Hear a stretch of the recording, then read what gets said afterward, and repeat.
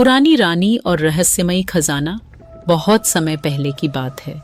एक छोटे से राज्य में रानी देवयानी का शासन था। वह बहुत ही बुद्धिमान और न्यायप्रिय थी, लेकिन उनके महल में एक रहस्य छुपा था जिसे सिर्फ कुछ खास लोग ही जानते थे।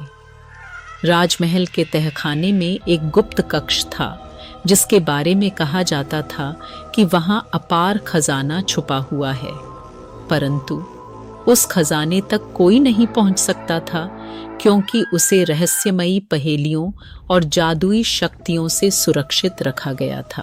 रहस्यमयी संदेश। एक दिन रानी को एक प्राचीन पत्र मिला जिसमें लिखा था, जिस दिन महल की दीवारों से अजीब सी ध्वनि आएगी उसी दिन खजाने का रहस्य उजागर होगा, परंतु जो भी लोभ करेगा उसका अंत निश्चित है।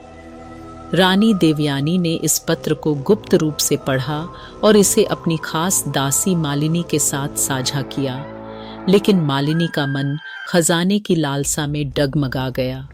उसने रात को चोरी छिपे तहखाने में जाने की योजना बनाई। खौफनाक रात, एक अंधेरी रात, जब पूरा महल सो रहा था, मालिनी राजमहल के तहखाने में पहुंच गई। जैसे ही उसने कक्ष का दरवाज़ा खोला, वहां की दीवारों पर अजीब सी आकृतियां चमकने लगीं। अचानक वहां से एक तेज हवा चली और एक छायामयी आकृति प्रकट हुई। वह आकृति जोर से बोली, तूने लोभ किया, अब तेरा अंत निश्चित है। मालिनी चीख पड़ी, लेकिन उसके कदम पीछे नहीं हटे। जैसे ही उसने खजाने की ओर हाथ बढ़ाया, फर्श उसके पैरों के नीचे से गायब हो गया और वह गहरी खाई में गिर गई। अगले दिन सुबह उसकी कोई निशानी नहीं मिली। रानी की समझदारी। रानी ने समझ लिया कि खजाने के पीछे भागना विनाश का कारण बन सकता है।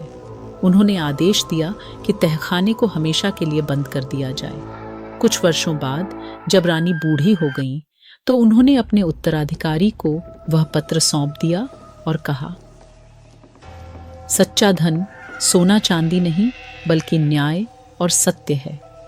इस खजाने को पाने की कोशिश मत करना, वरना राज्य संकट में पड़ जाएगा।